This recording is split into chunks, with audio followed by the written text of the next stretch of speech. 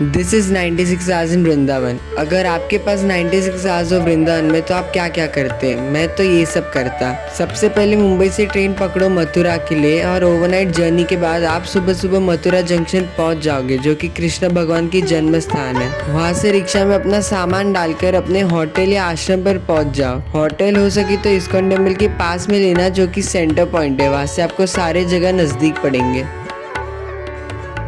फिर नहा धोकर सबसे पहले जाओ इस्कॉन टेम्पल। वहाँ पर दर्शन और प्रसाद खाकर निकल जाओ गोकुल के लिए। अगर इस्कॉन टेम्पल के बारे में डिटेल में जानना है तो इस वीडियो को देख सकते हो। एनीवेज, हम तो सबसे पहले 84 खंबा गए, जो कि गोकुल में है और जहाँ पर कृष्ण भगवान का पालन पोषण हुआ था। ये घर बाबा नंदराज का है और यहाँ 84 खंबे हैं, जिनमें से 80 खंबे विश्वकर्मा जी ने बनाए हैं और 4 ब्रह्मा जी ने। और ये 4 खंबे सत्ययुग, द्वापर, त्रेता और कलयुग को रिप्रेजेंट करता है। इन 4 खंबों पर हर एक युग का मूर्ति के माध्यम से सब बताया जाता है। मस्ती। उसके बाद हम गए ब्रह्मांड घाट, जहाँ पर कृष्ण भगवान ने माटी खाई थी और मैया यशोदा से पकड़े जाने के बाद अपना मुंह खोल के दिखाया और मुंह खोलते ही अपने मुंह के अंदर पूरा ब्रह्मांड दिखाया था, जिसमें मैया यशोदा भी अपने आप को देख सकती थी। इसी लीला के कारण इस जगह का नाम ब्रह्मांड घाट पड़ा है ना अद्भुत। यहाँ पर यमुना जी के आचमन करने के बाद यहाँ से हम निकलते हैं रमन रेती की ओर। बाय द वे, अगर गर्मी के टाइम जा रहे हो तो साथ में स्कार्फ या कैप जरूर ले लेना, वरना हमारी तरह जुगाड़ करना पड़ जाएगा। Let's come back to Raman Reti. इसके पीछे स्टोरी ये है कि यशोदा मैया ने भगवान कृष्ण को कहा कि अब से तुम जब भी बाहर जाओ गौचरण के लिए तो जूते पहन कर जाओ।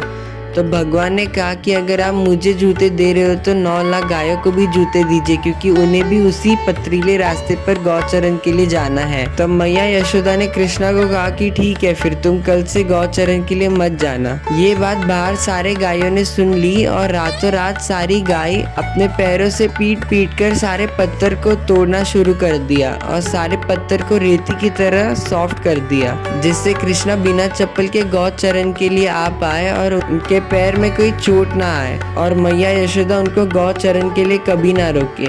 इस कार्य में सारी गौ माताएं के पैरों से खून निकलने लगा और ये देखकर भगवान ने उन सबको मोक्ष या वरदान दिया। ये रीति 5000 साल पुरानी है, जिसमें साक्षात कृष्ण, बलराम और राधा रानी खेले हैं। ऐसा माना जाता है कि इस रीति में अंग प्रदक्षिणा करना चाहिए और रीति अपने सारे शरीर में लगनी चाहिए। इससे हमारा उद्धार होगा। यहाँ की सबसे अच्छी लाइन जो मुझे लगी वो है कि वृंदावन में जो हंसे उसका घर खुशियों से बसे, जोर से हंसो, हा हा हा।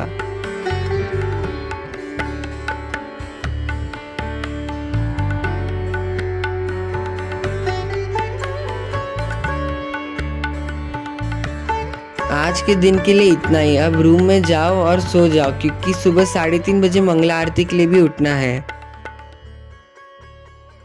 सुबह जाओ इस्कॉन के मंगला आरती में, जो कि 4:30 बजे होती है, followed by Tulsi Aarti and गुरु पूजा। उसके बाद हम निकलते हैं लोकल दर्शन के लिए। और एक इम्पॉर्टेंट चीज, अगर आप चश्मा पहनते हो तो बंदरों से सावधान रहना, वरना आपका चश्मे का हाल भी मेरे इस पुराने चश्मे जैसा हो जाएगा। You can thank me later. सबसे पहले हम जाते हैं राधा गोविंद जी के मंदिर में, जहाँ पर कुछ हद से ज्यादा ही बंदर थे, या तो हमें बिना चश्मे के ही घूमना पड़ा। उसके बाद हम आते हैं हनुमान गढ़ी टेम्पल। जब मुगलों ने राधा गोविंद जी मंदिर पर आक्रमण कर दिया था, तब हनुमान जी ने दहाड़ भरी गर्जन से मंदिर को बचाया था मुगलों से। उसके बाद हम जाते हैं राधा गोपीनाथ टेम्पल, जहाँ पर हम शांति से दर्शन करते हैं। उसके बाद पास ही में चलते चलते हम आते हैं राधा रमन टेम्पल, जहाँ पर हमारे बहुत ही सुंदर दर्शन हुए। राधा रमन के बाद हम आते हैं फेमस निधिवन, जिसके बारे में आपने काफी कुछ सुना ही होगा कि यहाँ पर रोज रात भगवान रासलीला करने आते हैं और सारे तुलसी के पौधे गोपियां बन जाते हैं। खास बात यह है कि यहाँ पर टोटल 16,108 पेड़ है तुलसी के। ऐसा माना जाता है कि यहाँ एक रंग महल भी है, जिसकी भी एक लीला है। और यही वो जगह है जहाँ पर भगवान रात में आकर पान खाते हैं, चंदन का बिस्तर होता है, नीम के दातुन और बहुत कुछ। उसके बाद जाओ राधा दामोदर टेम्पल। राधा दामोदर टेम्पल अंदर से काफी सुंदर और बड़ा है। यहाँ पर एक प्रभुपाद क्वार्टर भी है जहाँ पर श्रीला प्रभुपाद बैठकर बुक्स लिखा करते थे।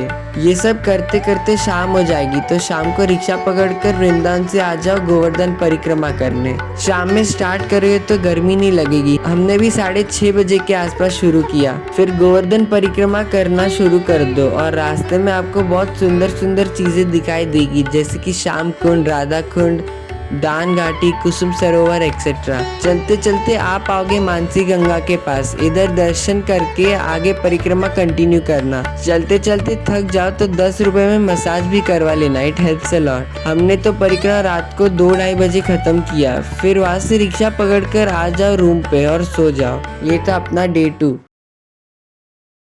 नेक्स्ट डे सुबह आराम से उठना, क्योंकि रात भर परिक्रमा करके थक जो गए होगे। आराम से उठने के बाद हम तो गए इस्कॉन मंदिर और उधर दर्शन करने के बाद हम चले गए बांके बिहारी जी के दर्शन करने। बांके बिहारी के यहाँ पर चश्मे का ध्यान जरूर देना, वरना बंदर ले जाएगा। दर्शन के बाद बाहर आकर इधर की फेमस लस्सी और चाट खाना, जिसे खाकर आप पागल हो जाओगे। और हाँ, गोलगप्पा खाना मत भूलना, टेस्ट एकदम गजब है। यहाँ से हम आते प्रेम मंदिर। अंदर वीडियोग्राफी अलाउड नहीं है, इसलिए दिखा नहीं पाऊंगा, लेकिन रात में प्रेम मंदिर बहुत खूबसूरत दिखता है। ये था अपना डे 3। अब लास्ट डे। सुबह मंगला आरती के लिए जाओ और उसके बाद निकल जाओ वृंदावन परिक्रमा पे। और हाँ, चश्मा हो सके तो लेके मत जाना, वरना बंदर ले जाएगा। यहाँ रास्ते में आप बहुत सारे चीजों के दर्शन कर पाओगे, जैसे कि जहाँ पर कृष्ण भगवान ने कालिया नाग को मारा था, इमली तला, जहाँ एक इमली का पेड़ है जो कि 5500 साल पुराना है। यमुना जी के दर्शन भी जरूर से कर लेना और हो सके तो डुबकी भी लगा लेना। और वृंदावन परिक्रमा के बाद एक और बार इस्कॉन टेम्पल दर्शन करके निकल जाओ ट्रेन पकड़ने। ये था मेरा 96 hours in Vrindavan. Hope so आपको पसंद आया हो। मैं मिलता हूँ आपसे जल्दी नेक्स्ट वीडियो में, तब तक के लिए बाय।